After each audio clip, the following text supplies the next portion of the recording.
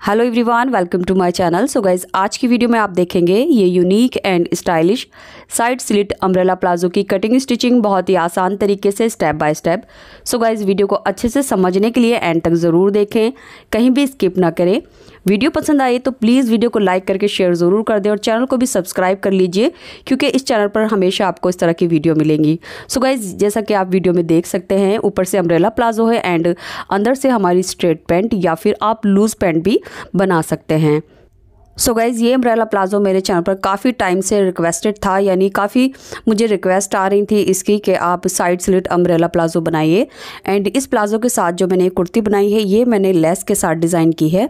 अब बात करते हैं इस प्लाजो की। तो देखिए, प्लाजो की लेंथ और विड्थ आप अपने हिसाब से ले सकते हैं, जो भी आपका साइज़ है।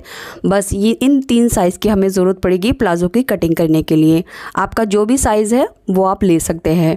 अब प्लाजो बनाने के लिए सबसे पहले मैंने ये 3 मीटर लेस ली है।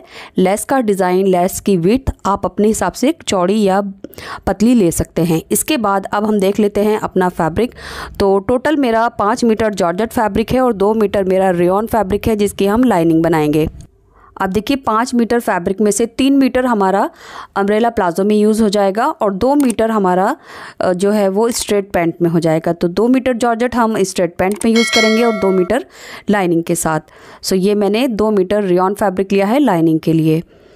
सो इस तरह से ये हमारा पैंट का फैब्रिक रहेगा, टोटल 4 मीटर, और उसके बाद हमारा 3 मीटर जो रहेगा वो जॉर्जेट फैब्रिक रहेगा। तो ये बड़ा साइज़ है, यानी यंग गर्ल्स और लेडीज़ के लिए इतना फैब्रिक कम से कम लगेगा। अब देखिए, मैं फिर से आपको एक बार बता देती हूँ ताकि आपको कोई कन्फ्यूज़न ना रहे। ये 3 मीटर जॉर्जेट फैब्रिक से हम अपना अम्ब्रेला प्लाजो बनाएंगे।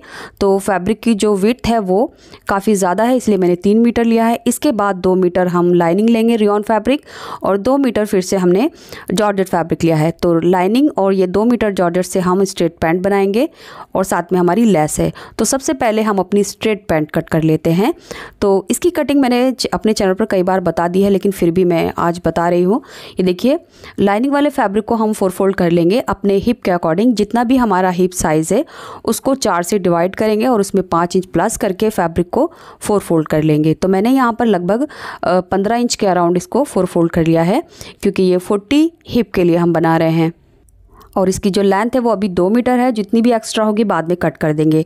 इसके बाद हमने 2 मीटर जॉर्जेट फैब्रिक को इस तरह से 4 फोल्ड करके रख लेना है। तो जितनी विड्थ हमारे लाइनिंग वाले फैब्रिक की रहेगी, उतनी ही विड्थ हमारे जॉर्जेट वाले फैब्रिक की रहेगी। दोनों की फोल्ड वाली साइड एक तरफ रहेगी और ओपन वाली साइड एक तरफ। सो इस तरह से अच्छे से बिछा कर रख लेना है। और यहाँ पर आप देख सकते हैं दोनों की विड्थ बराबर है, लगभग 15 इंच।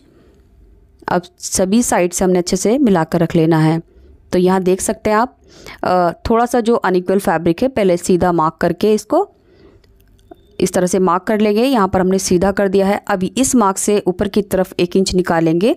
तो 1 इंच मेरी इलास्टिक की चौड़ाई है, और उसके बाद नीचे की तरफ हम अपने पैंट की लेंथ ले लेंगे। जितनी भी लेंथ चाहिए उस पर मार्क कर लेंगे इस तरह से, और इस मार्क को हमने नीचे सीधा कर लेना है।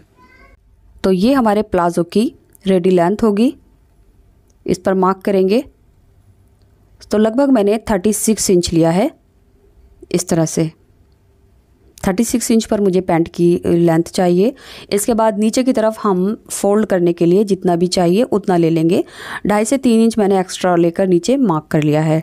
तो इतना फैब्रिक हमारा अंदर पैंट की मोरी में फोल्ड होकर जाएगा। अब यहाँ से हमने कमर की मार्किंग करनी है। तो कमर के लिए हम हिप का मेजरमेंट लेंगे। हिप को 4 से डिवाइड करके मार्क करना है। तो मैं 40 हिप के लिए बना रही हूँ, तो मैंने यहाँ पर 10 इंच पर मार्क किया, और आगे की तरफ लगभग 1.5 से 2 इंच लूजिंग के लिए ले लेंगे। तो टोटल हमारा 12 इंच हो गया है। अब 12 इंच ही हमने क्रॉच की लेंथ लेनी होगी। जितना भी हमारा हिप आया है उतनी ही क्रॉच की लेंथ लेकर सीधा मार्क कर देंगे इस तरह से। इसके बाद देखिए, यहाँ भी मैंने 12 इंच लिया है। सो इस मार्क को आप सीधा भी कर सकते हैं इस तरह से। अब देखिए, क्रॉच की गोलाई के लिए आगे की तरफ हमारा ये लगभग 2.5 इंच आया है। आप स्मॉल साइज़ के लिए बना रहे हैं तो 2 इंच भी ले सकते हैं। इसके बाद इस बॉक्स में हमने कर्व शेप देनी है। ये हमारी क्रॉच की गोलाई होगी। अब ये वाली विड्थ को हम इंची टेप से फोल्ड करके हाफ कर लेंगे और यहाँ पर मार्क कर लेंगे। अब ये जितना भी आया है इसको चेक करते हुए उतना ही हमने नीचे मार्क कर देना है। तो ये हमारा पैंट का जो सेंटर है उसका हाफ पोर्शन इधर मार्क हो जाएगा और हाफ इधर। सो इस तरह से आप सीधा मार्क भी कर सकते हैं। अब यहाँ से हमने अपनी मोरी की विड्थ लेनी है, तो इस सेंटर वाले मार्क से मोरी का हाफ हम इधर मार्क करेंगे और प्लस 1 इंच। तो मैं यहाँ पर 5 इंच पर मार्क कर रही हूँ। 1 इंच इसमें से मार्जिन चला जाएगा, तो ये हो गया इसका 4 इंच। तो 4 इंच एक साइड से रहेगी हमारी मोरी और 4 इंच एक साइड से। तो टोटल मैंने 10 इंच पर मार्क किया है, 8 इंच पर हमारी मोरी की गोलाई रहेगी।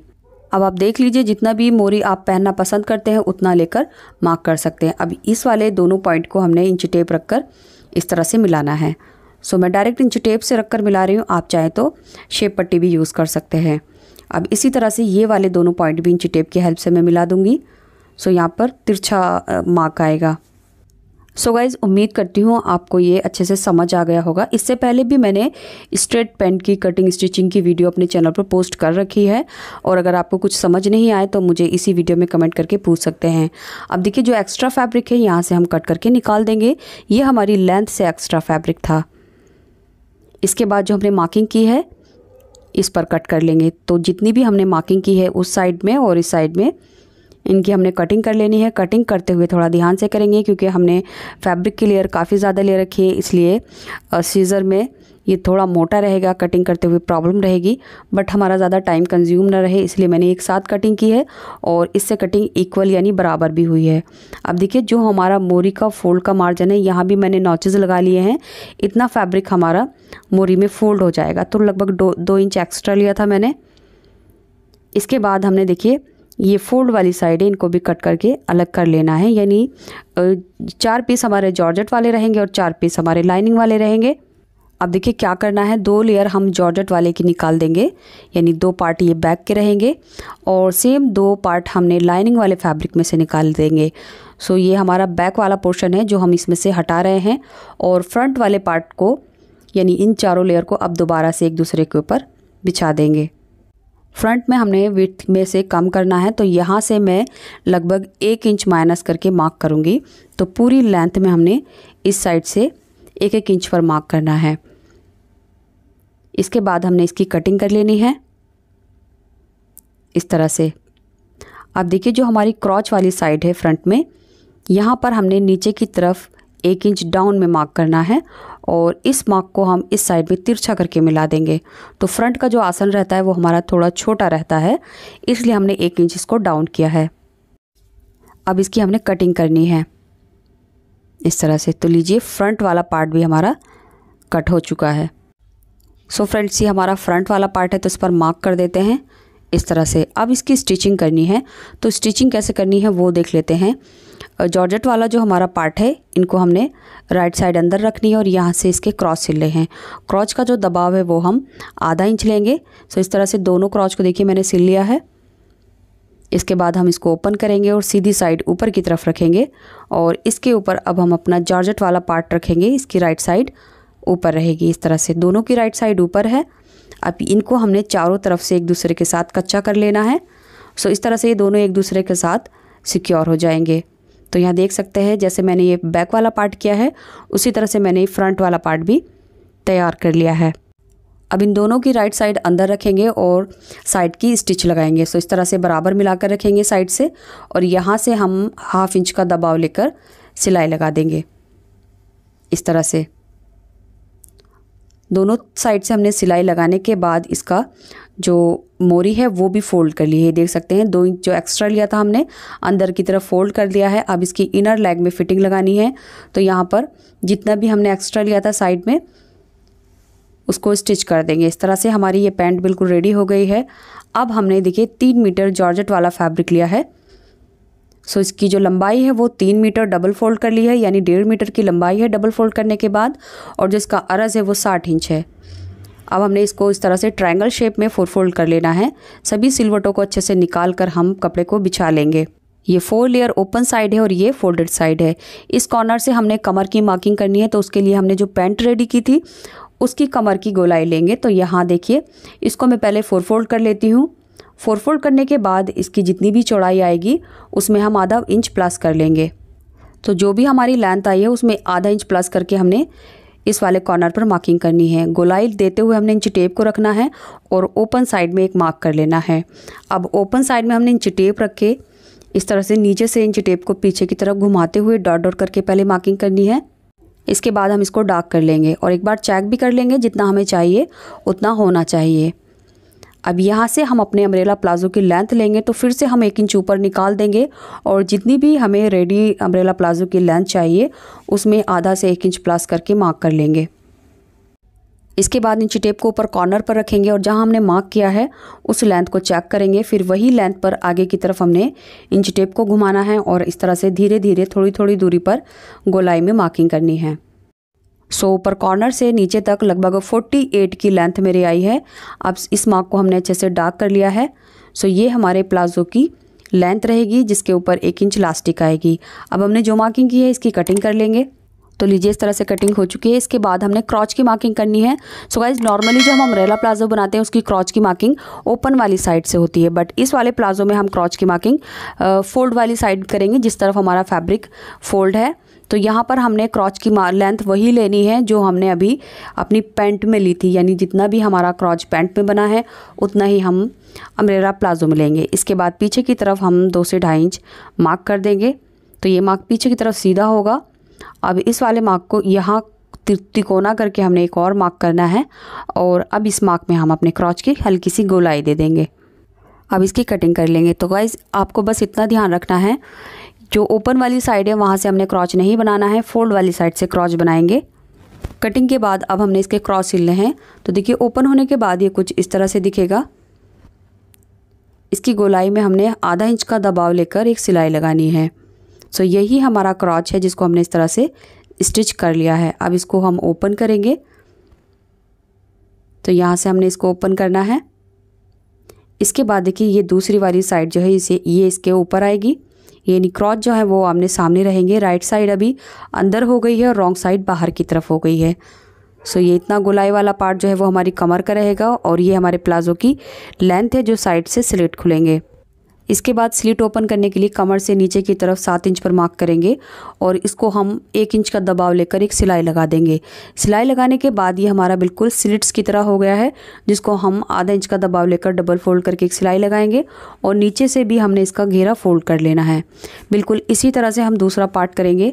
सो कमर से नीचे तक हमने 7 इंच पर मार्क करना है। इसकी लेंथ को आप कम ज़्यादा कर सकते हैं, जो मैं 7 इंच पर मार्क कर रही हूँ।